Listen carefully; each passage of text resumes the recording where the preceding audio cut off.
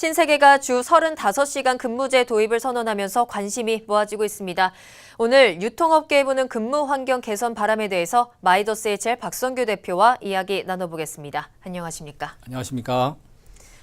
네, 신세계가 대기업 중에 처음으로 주 35시간 근무제 도입을 밝혔거든요. 정확하게 어떤 내용인지 설명해 주세요. 예, 신세계그룹은 지난 8일 내년 1월부터 주당 근무 시간을 현행 법정 근로시간인 40시간에서 주 35시간 근무제로 전환한다고 밝혔습니다. 네. 대상은 이마트와 신세계백화점 등 주요 계열사이고 그룹 임직원 5만 8천 명 중 약 5만여 명이 해당됩니다. 네. 신세계의 경우에는 유연 근무제를 도입해 출근 시간을 오전 8시, 9시, 10시로 다양화하고 직원 근무 시간을 팀이나 직무에 따라서 조정하는 방식으로 유연하게 적용할 예정이라고 합니다. 예를 들면 오전 9시에서 5시, 네. 8시에서 4시, 10시에서 6시 등 자유롭게 선택할 수 있게 됩니다. 보통 9시 출근, 6시 퇴근이 일반적인데 1시간씩 줄어드는 거거든요. 근데 아무래도 가장 영향을 많이 받는 분야가 뭐 이마트라든지 백화점 이런 유통업계가 아닐까 싶은데 35시간 근무 가능할까요?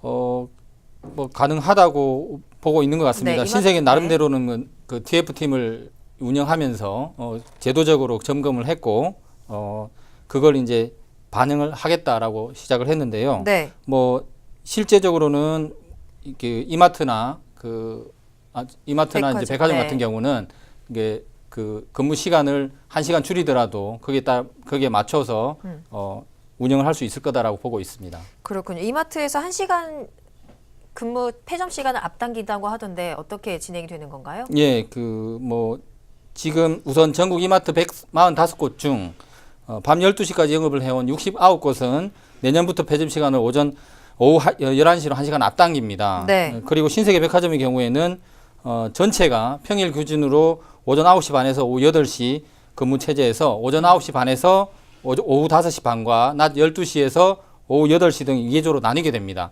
이마트처럼 폐점 시간을 당기면 근무 시간도 이에 맞춰 조정할 예정이라고 합니다. 네. 신세계 그룹 입장에서는 근로 시간이 단축되는 만큼 업무 생산성을 선진국 수준으로 향상한다는 방침입니다.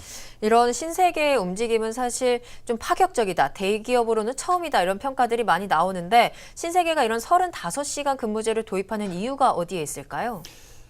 예, 신세계가 도입하는 주 35시간 근무제는 유럽 및 해외 선진기업에서나 볼 수 있는 근무 형태로 국내 대기업에서는 사실 처음입니다. 네. 직원들로서는 근무 여건이 굉장히 좋아진다라는 측면이지만 회사로서는 근무 시간 단축은 큰 모험에 가까운데 그렇기 때문에 신세계도 지난 2년간 연구해서 최종안을 내놓았다고 밝혔습니다. 그렇군요.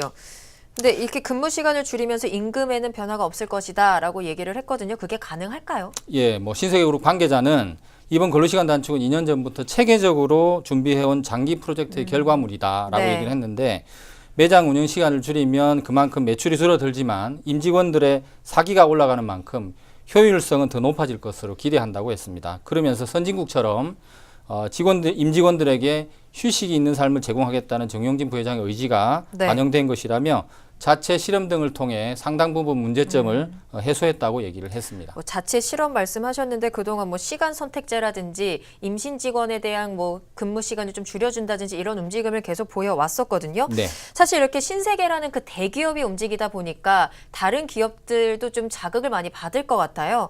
다른 기업들의 반응은 어떻습니까?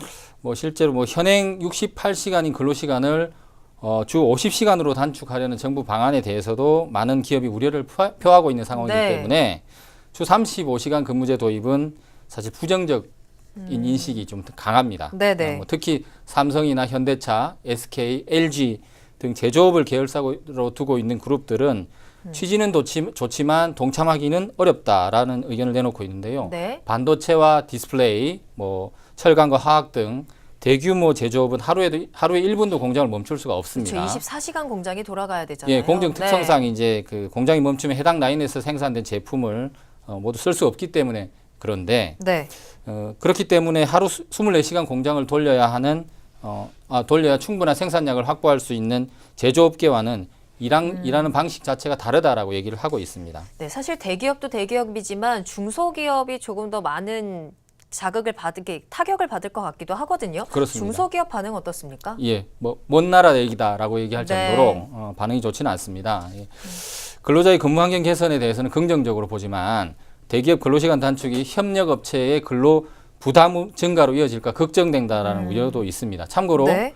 중소기업 중앙회는 12일 내일이죠. 정부의 근로시간 단축 정책에 반대하는 긴급 기자회견을 열 예정입니다. 네네. 뭐 한국경제연구원에 따르면 근로시간이 단축이 되면 우리나라 기업 전체가 12조 원이 넘는 추가 비용을 부담해야 하는데 그중 약 8조 6천억 원이 300명 미만 사업장이고 약 3조 3천억 원이 30명 미만의 영세 소규모 사업장이라고 밝혔습니다. 아무래도 중소기업 입장에서는 비용적인 부분에서 굉장히 부담으로 다가올 수밖에 없을 것 같습니다. 뭐 근로자들도 뭐 환영의 뜻을 나타내는가 하면 네. 역시 중소기업의 근로자들의 경우에는 남의 나라 얘기다라는 그렇습니다. 얘기가 나오고 있는데요. 신세계의 파격적인 실험 정신이 업계 전반에 긍정적인 효과로 작용하기를 기대해 보겠습니다.